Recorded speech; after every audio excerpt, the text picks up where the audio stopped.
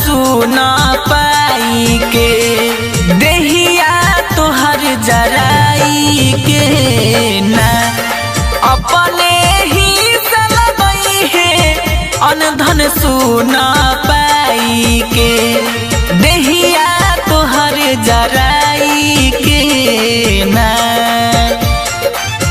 जराई के ना हो जराई के ना जराई के ना हो जराई के ना अपने ही चलबई है अनधन सुना पाई के देहिया तोहर जराई के ना अपने ही चलबई है अनधन सुना पाई के देहिया तोहर जराई के ना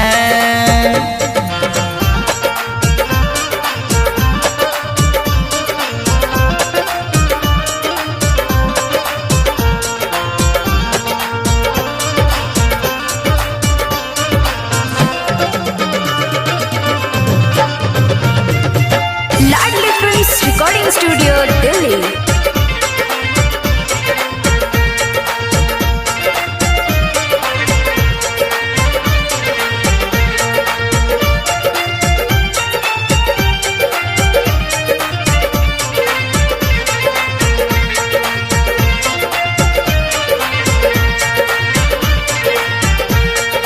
जहिया प्राण तुहार छूटी जब समाज उहाँ जुटी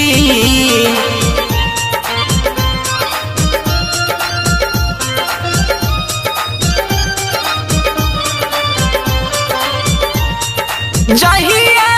प्राण तुहार छूटी जब समाज उहाँ जुटी जहिया प्राण तुहार छूटी जब समाज उहाँ जुटी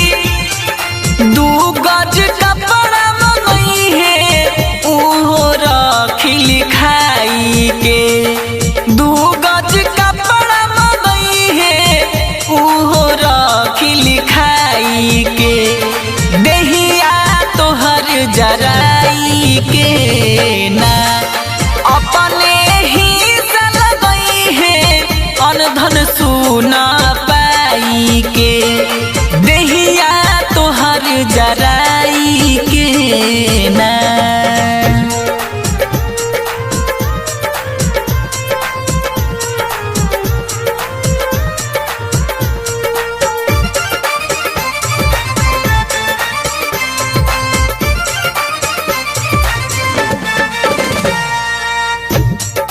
जवन महल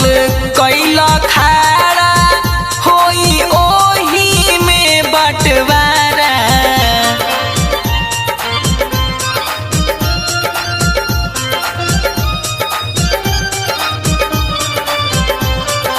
जवन महल कैला खाड़ा होई ओही में बटवारा जवन महल कैला खाड़ा होई ओही में बटवारा जवन महल कैला खाड़ा होई ओही में बटवारा इटवा दुलग होई दीवाल सब गिराई के इटवा दुलग होई दीवाल सब गिराई के देहिया तोहर जराई के ना अपने ही चलबई है अनधन सुना पाई के देहिया तोहर जराई के ना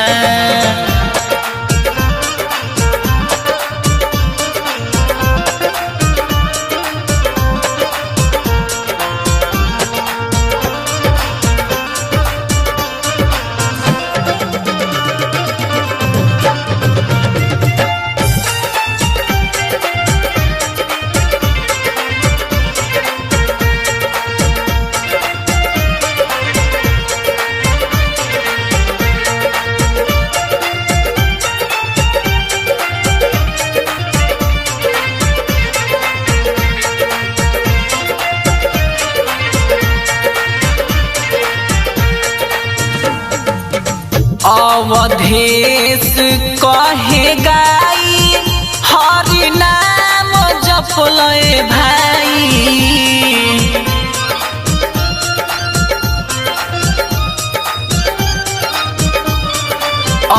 अवधेश कहे गाई हरि नाम जपलय भाई।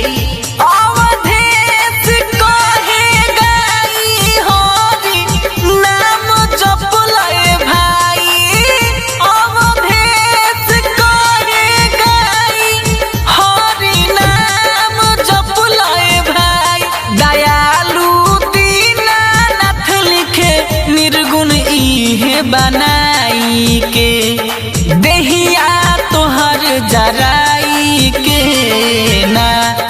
अपने ही से लगई है अनधन सुना पाई के देहिया तोहर जराई के ना अपने ही से लगई है अनधन सुना पाई के देहिया तोहर जराई के ना। Recording Studio, Delhi.